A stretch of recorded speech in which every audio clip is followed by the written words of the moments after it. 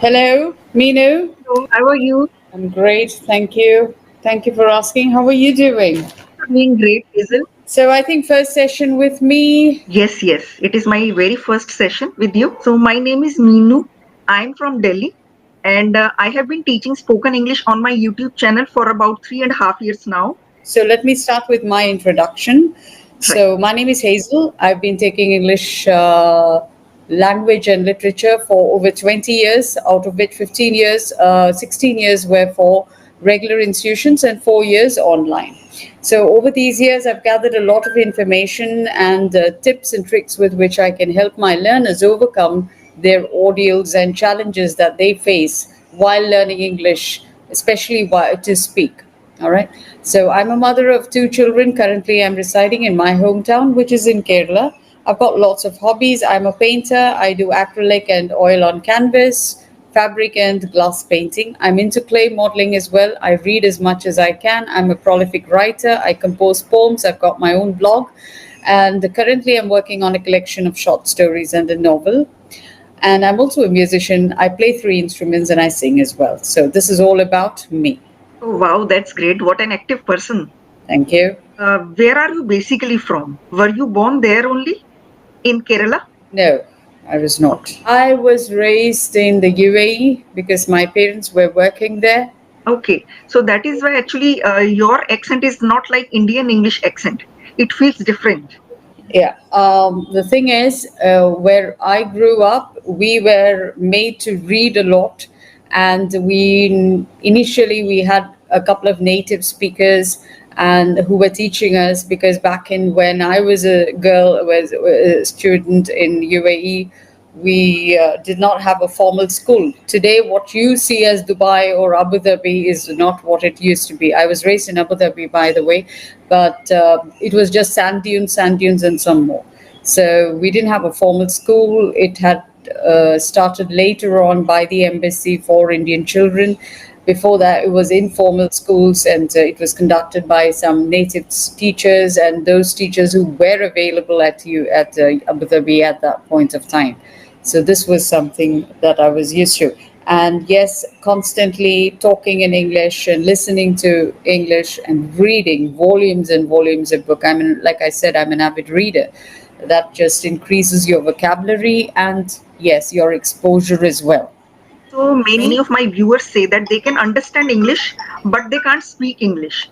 So what suggestion would you give? They will have to listen continually to neutral accent. All right. Mhm. So we are basically, whether we like it or not, we follow the British accent. All right. And we follow the British curriculum as well. Our spellings are different from American spellings, like COLOR is American, COLOUR is Indian. You Right, right. understand? Yes, and many a times you might have found that when you type those words on your laptop, it will show an error with with a red marking beneath it. The thing is, it Mhm. is mainly Americanized, and that's why. Not that your spelling is wrong, but you are just using British. So listen to a neutral accent on a podcast. Try to listen to stories, and also read simple English. Like start with if you're not a reader, it would be advisable to start with Indian writers who use simple English and then move on to complicated, like advanced writers like Tagore. You can start with Sudhamurthy. You can move on to advanced writers like and intense writers like Ruskin Bond, Tagore, Kushwant Singh. They are very, very intense writers using complex sentence structures. But you need to first listen and understand and get some sentence structures. Reading will give you advanced words and reinforce your sentence structuring as well. So that way, it'll come easily when you speak. Do you get it? Mhm. This is the Yeah, work that yeah. they can do. This is Okay, okay. So do you enjoy teaching English? absolutely, I've been doing it all my life. Okay, Yes, okay. I do enjoy. I'm Mhm. imparting something that I have, and I have found most of my countrymen, I should say, because they are afraid of English when they are in control of the world's uh, most difficult language. Because in Indian languages, there is always a little bit of mixture of Sanskrit, which is very tough. And be it a language from Kashmir to Kanyakumari, from Rajasthan, Gujarat to West Bengal, and all the states that come in between, we have a lot of mix of Sanskrit in our languages. It is very difficult, and we have mastery over it. We pronounce difficult sounds and words, and I cannot just get it why we do not why we are afraid of something so simple as English. If, like, two-thirds of the world is speaking English, it must be easy. Yes, for everyone to learn it. So why are we afraid? And I want to eliminate that fear from the minds of my people, so that they can, speak well and open windows of opportunity for themselves. Right, right. Actually, one reason could be that English is being given too much importance in India. It has become a status symbol now. So, in other languages, if you make mistakes, like if you are learning Tamil and you make mistakes, people would consider it okay. They would say, okay, he's learning it, he's making mistakes. But when you make mistakes with English, they would think that you are less of a person. So, English has become so important in India, and people judge them. I mean, the people who are judging are the Indians themselves. Trust me, I've grown and I've been born and brought up abroad. If you commit a mistake in English, while talking to a native speaker or while talking to a person who is from abroad, they would forgive you easily, because you are entitled to a couple of mistakes, a couple of errors, because you are not a native speaker, right? Right. And they would forgive you easily. It's only the other Indians who judge them, and the other Indian who's judging them most probably has got 10 different errors in their language, but they think they're at the pinnacle. Yeah, they're better off. So I Correct. suggest to people, yes, I suggest to people who feel that they're being judged or ridiculed or mocked, to understand this fact, right? That it's okay to commit mistakes, but talk confidently. It never mind. Ignore these people, because day after tomorrow, or maybe in a couple of months, you're probably going to become more proficient as a communicator than the ones who judged you. Right. And the ones who are judging are themselves not fluent in this language, and they don't want you to succeed. They don't want you also to become good at it, right? It is the crab attitude. You know what the crab attitude is? Crabs always, when one crab is trying to climb, the other crab pulls it down. So this is how it is. I won't climb, you don't climb. So that's it. Yeah, So true. you're Yeah. absolutely So, right. how important is grammar if you want to master spoken English? Grammar is important at least to a 30% level, because what happens is, at least to a 30% level, I'm not telling 100%. You do not have to speak the Queen's English to say that you are a proficient speaker, but grammar is very important, in the sense, like, at least construct sentences in such a way that the listener is able to deduct the meaning of what you're trying to say. Do you get it? Like, if Meenu is telling me something, Hazel needs to understand what Meenu said, and then Hazel has to respond to Meenu. That is communication. If you do not use a little bit of grammar, like the correct verbs or the helping verbs, what happens is it's totally broken. I might lose out on the meaning of what you're trying to say. So basic sentence structure is important. Not absolutely perfect, but basic. Even if you mix up the tenses, but you're communicating and trying to say something, the listener understands, then that is all right. That is why I said at least 30% of the grammar should be correct. It is important if you want to call yourself an advanced speaker or an intermediate level speaker. Yes. Okay. Some of them, become nervous. They say that we are consuming English content, but they never try to speak. They say, I am not nervous when I speak to myself, but as soon as I go and speak to someone else, I become nervous. So can I become fluent by just consuming English content? That is what most English learners, that is the biggest mistake they make. You cannot, you cannot become proficient speaker if you're talking to yourself in your bedroom or your washroom while you're taking a shower, because that is not life. You need to get out of your comfort zone. You need to come out of it, and you need to speak to people. First, start talking to someone who is good in English. Do you get it? Who's good in English, who's helpful, who's benevolent, and who is patronizing you in a way to push you further from where you are, right? So that would be beneficial because they're not ridiculing you, they're not judging you, they're just pushing you forward, like a tutor or an English buddy, someone who talks. Our platform is really good. You can talk to teachers who listen to you. 70% of what the class session is about listening, and only 20% is about the tutor talking, or 20 or to 30. That's it. All right. So talk to someone, come out of the zone. And one thing, let your learners or let your viewers understand that practice is absolutely important. That's only the first step. The second step is coming out and speaking it publicly. All right. Start with a friend, then a stranger or someone unknown to you. It goes on. And the basic, like I keep saying, the magical ingredient is confidence. Somewhere along the line, they've lost the confidence. And there is a loop running inside their head that I'm not good. Somebody told me I'm not good, so I'm not good. You agree with the person who says that you're not good, and you also not just agree, you live it. You stop living someone else's judgments.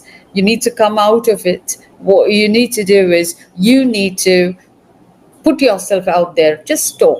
It might be wrong, never mind. It might be incorrect, but never mind. Have you seen children when they start talking? There'll be so many errors. But does that stop them from talking? No. What do? They keep going.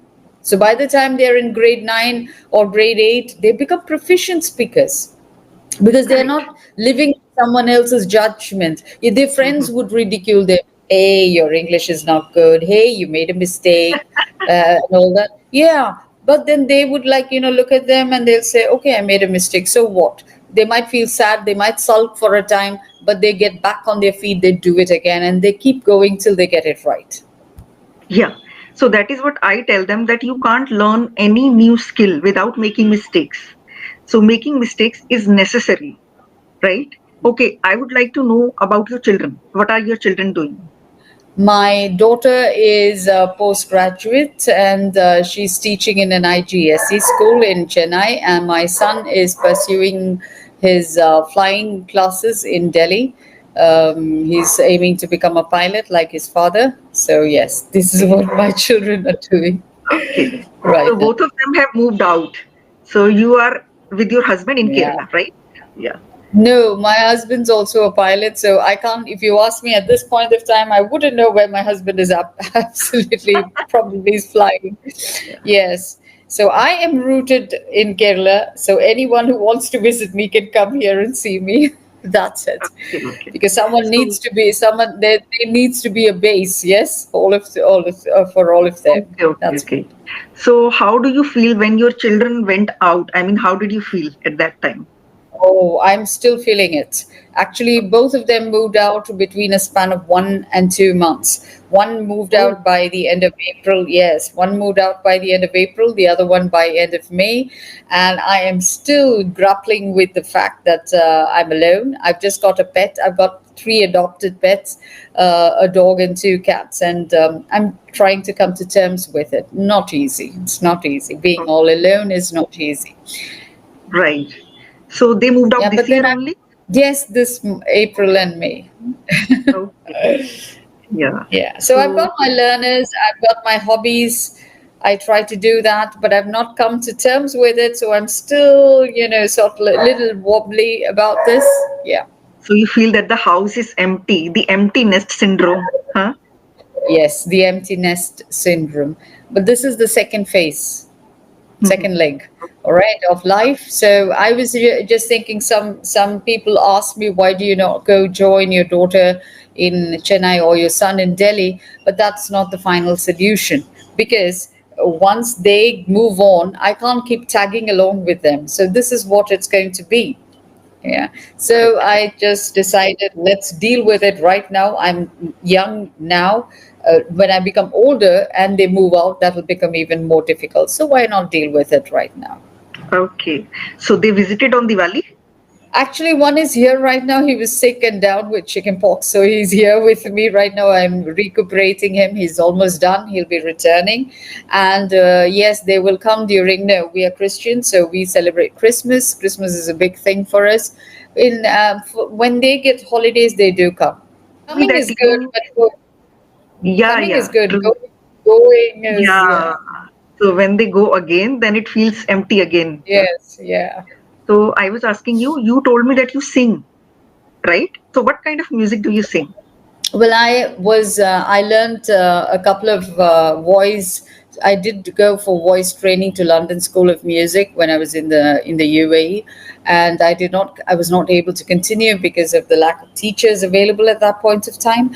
But when I came down to India to do my college and higher education, I learned Indian classical music, Kerala Okay, okay. classical music, or Carnatic music, as you would call it.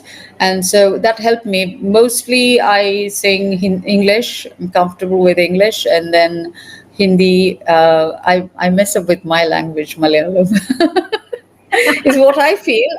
Is what I feel. But my statesmen always tell me, "You sound very cute when you sing in Malayalam." But it's yeah. I don't want to sound cute. I want to sound expert. What can I say? I'm a little vain in that manner. Okay. So when did you move to India? I did not move actually. I came down when I got married at the age of 23, 24. Okay. Since then you have been in India. Yes, I do visit Abu Dhabi once in a while, but not always. So how did you feel after coming back to India? Because you came from UAE. I mean, was Then life better in India? and now I feel like a fish out of water because a lot of things are different. Attitude is different. Um, the culture is different. The social surrounding is different. The economy is different, and of course, a lot of the aspects of environment is different. It's not as neat as I was used to. Where I was used to, it's a little sterile, yes, but here it can be. But then you know what, people are interested in everything about you. They want to know everything about everything. But where I am, it would be rude to ask so many questions to someone, and the social distance is not respected here in India. Like if I'm standing standing in a queue, I can nearly sniff the hair oil of the person standing in front of me because the person standing at the back of me is pushing me so much.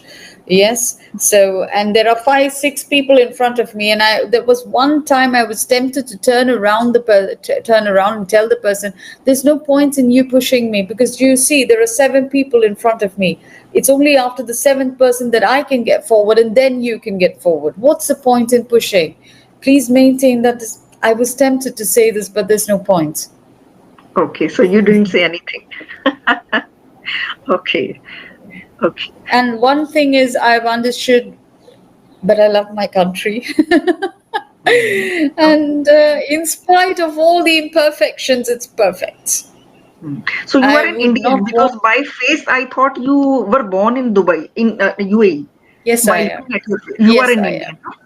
You do So, not get a permanent citizenship in UAE, mhm. even Okay. though you've grown So, up there and born there. You don't get a permanent residence citizenship there. so your parents also lived with you in UAE? They were working there. Okay. Okay. So if you go on a holiday, what would be your dream destination? Switzerland. Okay. So you want to go to Switzerland. Switzerland. Yes, I do. I do. Because I've not seen snow. I grew up in a desert first, and then I am in Kerala, another warm place. All right, I've never seen snow in my life. I would love to see snow. Okay, you might ask me, why don't you go to Himalayas for that? I have seen snow Wouldn't so many times. There are so many hill stations around Delhi actually. So we have seen snow so many times. I once went to Switzerland also. It was snowing heavily. So that is why we couldn't go to Alps. But we saw the other things. So it was really nice and beautiful. Yeah. I know, I know. Tell me about it. I've heard, I've seen, and I just want to see snow. And so the question is, why didn't you go to Himalayas to see the snow? Well, I would first, and then I would want to go to Switzerland for some reason. I want to see the other side of, snow-capped mountains. That's it. I find it very awesome and enthralling. So you are a beach person or a hill person? I am both. I am both. I Oh, love all scenic beauty. I love all scenic beauty. I'm in Kerala. Kerala has got, I think, if I'm not wrong, I'm getting confused with the numbers. Is it 22 hills or 44 hills? I'm not sure. We have 22 hills and 44 rivers, or 44 hills and 22 rivers. I do not know. So we've got hill stations in Kerala, but then we've got beach also. All we don't have is snow. yeah. I went to Kerala once. I went to Munnar, that was a hill station. Then we went to LEP, that was a beach. So we experienced both in one vacation. Yes, you can see Yeah, hill stations, you can see waterfalls, you can see rivers, you can see everything in yeah, Kerala, except for snow. Again, correct. So we had seen a lot of stuff in Kerala, but we missed backwaters. And when we came back, everyone was asking, how was the backwaters? I mean, is that really amazing? absolutely amazing because you can shop. You can go in boats, houseboats, and you can live in the houseboat, and you can rent it out for days if you want to, and go into the middle of the sea. And if you're hungry, you can cook on the houseboat, or you can near your houseboat to a shore where there will be shoreside restaurants. You can yes, you can deboard, and you can eat your food there and then board your boat again. So that's an awesome experience if you're into that kind of a thing. So what is the difference between backwaters and sea Oh, beach? Are they alike? it's different. It would be definitely different. One is a sea, and I don't Yeah. think Kashmir is a sea. Yeah. So I have been to so Yeah. many beaches in Yeah. Dubai and in Andaman Nicobar. So in Goa, yeah, I am a beach person. All right. It's a beautiful, lots of plenty of sunshine, plenty of warm air, the smell of the sea, and I'm very used to the smell of the sea because I grew up in the UAE. So smell of the sea in the air for me is home. I had Yeah. done snorkeling activity and we had done parasailing. So those two water sports activity we did. And yeah, tell me. In parasailing, they take you so high up in the sky and then they just, then they bring you back. So I was some 2000 feet above the sea level and I was literally, scared. So that was an Exciting. It amazing sounds activity. very exciting. Sounds very exciting, Meena. But unfortunately, we've reached the end Yeah, of the session. It's time to correct, conclude. correct. It was a wonderful, wonderful session with you, Meenu. I like to be on the answering end at least once. Yeah, it was so lovely Most talking to you, answering. Hazel. I also Yeah, really yeah. enjoyed. I enjoyed your questions also. Actually, very genuine questions. Thank you very much for the session, Meenu. I should be thanking you rather than Yeah, you me. All right, wonderful. I hope to see you very soon. yeah, yeah. God bless, and Let's see. I hope your viewers benefit from our session.